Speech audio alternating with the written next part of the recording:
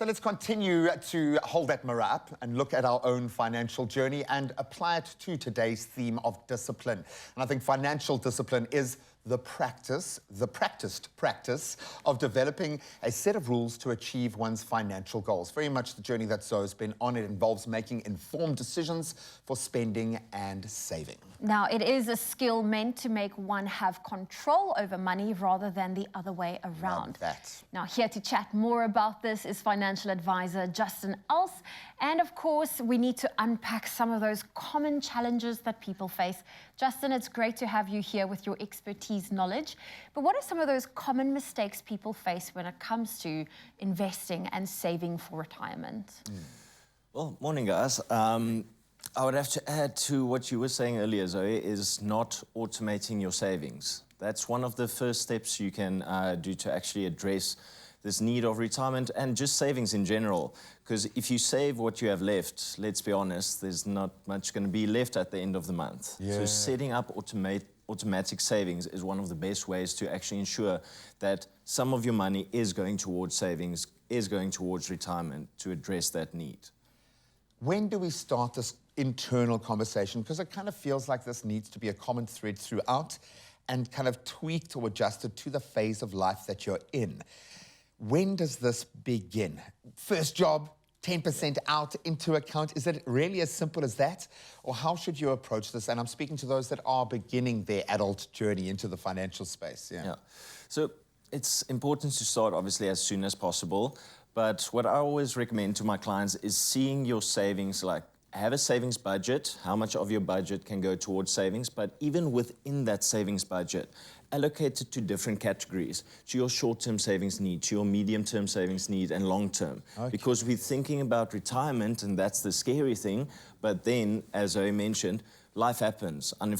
Unfortunate events happen. Now you have to pause your retirement savings to deal with this. Or fortunate events. Your child might get an opportunity that you need the money for. Yeah. Exactly. So this is where having an emergency fund, now you can deal with that emergency rather than having to now liquidate some investments because your car needs new tires. Also, they've got more interest with a loan. Yeah. Exactly.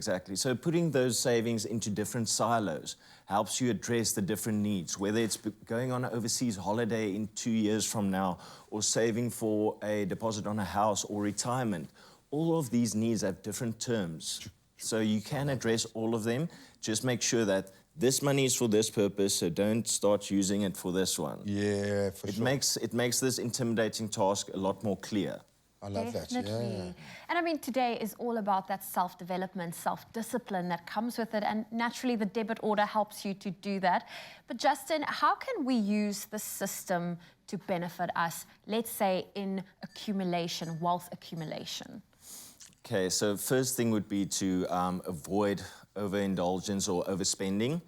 And the best way, one of my favorite quotes is actually, if you can't afford to buy it twice, you can't afford to buy it. I like that. It's not a Warren Buffett quote, it's a Jay-Z quote. Oh, yeah. And I mean, Jay-Z is well north of $1 billion net worth. So, I mean, he's made some smart money decisions. So avoid that, and then also allocating, rather saving up for something before you buy it instead of using your credit card, because South Africans are overly indebted, and it's unsecured debt. It's not the good debt where you take out debt to accumulate an asset that's growing in going to later be more value. Yeah. It's clothing accounts, it's credit card accounts, those type of things. It's important to avoid that, and you can do that with budgetary rules for yourself. I love that quote you quoted from Jay-Z, because someone also said to me, because I'm guilty of buying something just because it's on sale. And you also I reward need to, myself. I'm like, you've gone without for this long, you need it, go and do it. You know? So if you won't pay full price for it, don't buy it just because it's on sale. That's another little tip. I love that. So we know the overspending, because money is an emotional thing, whether you're looking long-term projections or short-term, and it's often that instant gratification.